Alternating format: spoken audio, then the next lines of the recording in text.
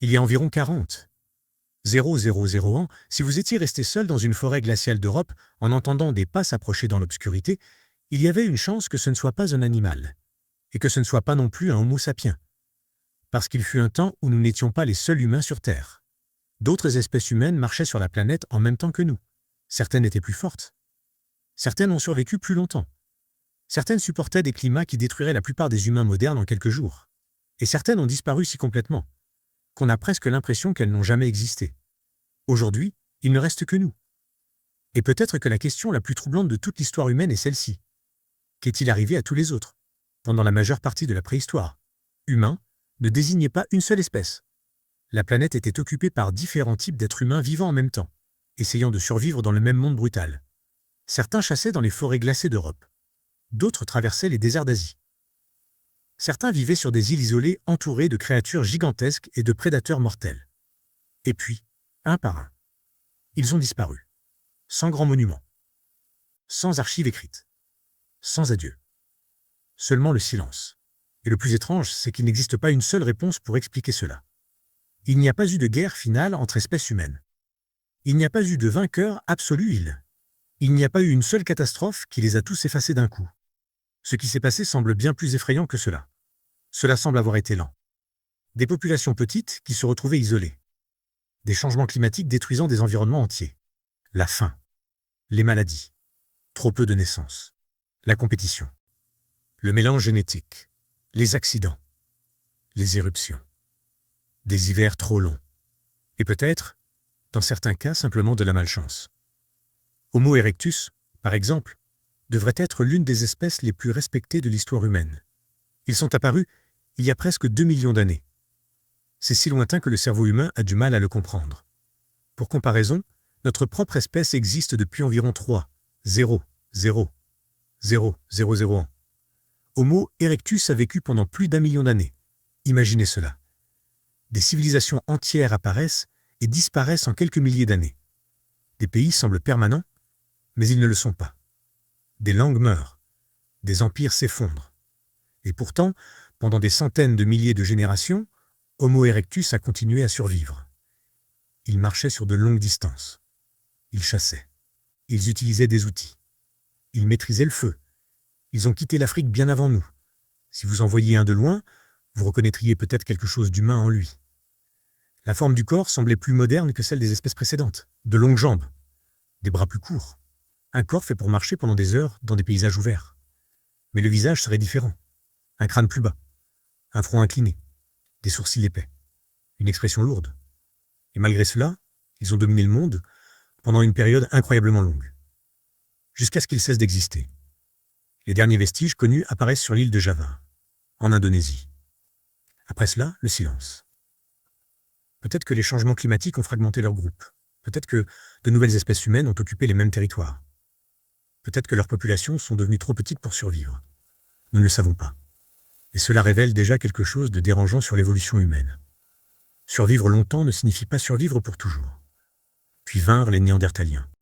Pendant des décennies, ils ont été représentés comme des créatures brutales, presque animales, comme s'ils étaient des versions inférieures de nous-mêmes. Mais c'est faux. Les Néandertaliens étaient intelligents, extrêmement adaptés. Leur corps était construit pour survivre sur une planète glacée. Imaginez le froid de l'Europe pendant l'ère glaciaire. Le vent traversant des forêts vides. La neige couvrant des plaines entières.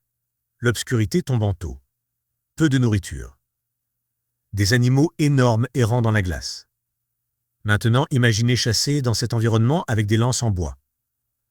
De près. Très près. Les os des Néandertaliens montrent des blessures violentes. Beaucoup de scientifiques disent qu'elles ressemblent aux blessures de personnes modernes qui travaillent avec des animaux sauvages.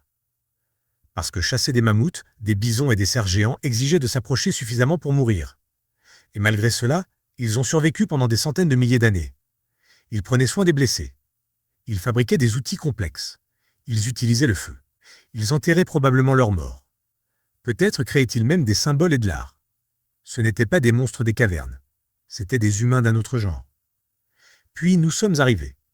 Homo sapiens a commencé à se répandre sur les mêmes territoires. Et il y a environ 40,000 ans, les Néandertaliens ont disparu en tant qu'espèce vivante. Mais la vérité, c'est que nous ne les avons probablement pas détruits dans une grande guerre. La réalité semble beaucoup plus silencieuse et beaucoup plus triste. Les Néandertaliens vivaient en petits groupes dispersés, et c'est dangereux. Une petite population peut disparaître sans qu'une catastrophe soit nécessaire. Un mauvais hiver. Peu de nourriture. Trop peu de naissances pendant trop longtemps. Une maladie. Un groupe isolé qui ne retrouve jamais un autre groupe. Et pendant ce temps, Homo sapiens semblait posséder quelque chose d'extrêmement puissant. La connexion. Nos réseaux sociaux étaient plus vastes. Les informations voyageaient plus loin. Les outils se diffusaient plus rapidement. Si un groupe échouait, un autre pouvait encore transmettre les connaissances. Peut-être que notre plus grand avantage n'a jamais été la force physique ou l'intelligence individuelle. Peut-être que c'était notre capacité à connecter les cerveaux. Et sur une planète instable, cela change tout. Mais les Néandertaliens n'ont pas complètement disparu. Une partie d'eux vit encore dans des milliards de personnes aujourd'hui, parce que nous nous sommes mélangés. En ce moment même, pendant que vous écoutez ceci, de l'ADN néandertalien circule silencieusement dans le monde moderne, comme des fantômes biologiques d'une espèce perdue. Et ensuite, l'histoire devient encore plus étrange. Parce qu'il existe une espèce humaine qui semble presque sortie de la science-fiction, les Denisoviens. Pendant des années, personne ne savait qu'ils avaient existé. Non pas parce qu'ils étaient rares, mais parce qu'ils n'ont presque laissé aucun corps derrière eux. Toute la découverte a commencé avec un petit os de doigt trouvé dans une grotte en Sibérie. Il semblait insignifiant. Mais l'ADN a révélé quelque chose d'impossible. Cet os n'était ni néandertalien, ni Homo sapiens. Il appartenait à une autre espèce humaine, complètement différente. C'est effrayant d'y penser. Une espèce humaine entière cachée dans l'histoire, découverte grâce à un minuscule fragment. Et même aujourd'hui, nous savons presque rien d'eux. Peut-être qu'ils vivaient à travers toute l'Asie. Peut-être qu'ils occupaient des montagnes glacées et d'immenses forêts. Peut-être qu'ils ont survécu dans des environnements extrêmes pendant des milliers d'années. Et le plus impressionnant, une partie d'eux vit encore en nous aussi. Et Homo floresiensis a évolué dans cet isolement étrange pendant des milliers d'années, jusqu'à disparaître lui aussi. Peut-être que des volcans ont détruit leur environnement.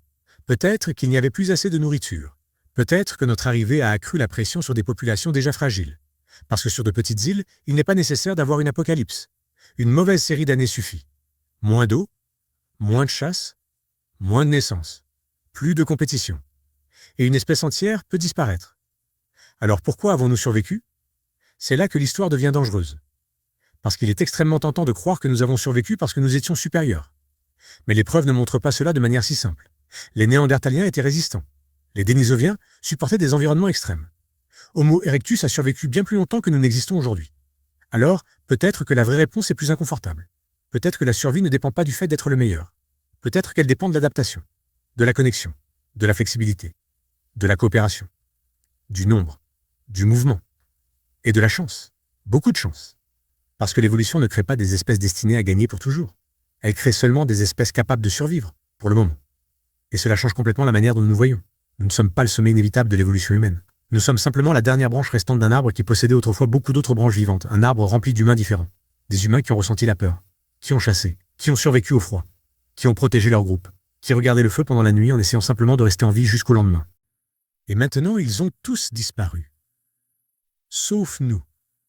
Du moins, pour l'instant. Parce qu'il existe une dernière leçon cachée dans toute cette histoire.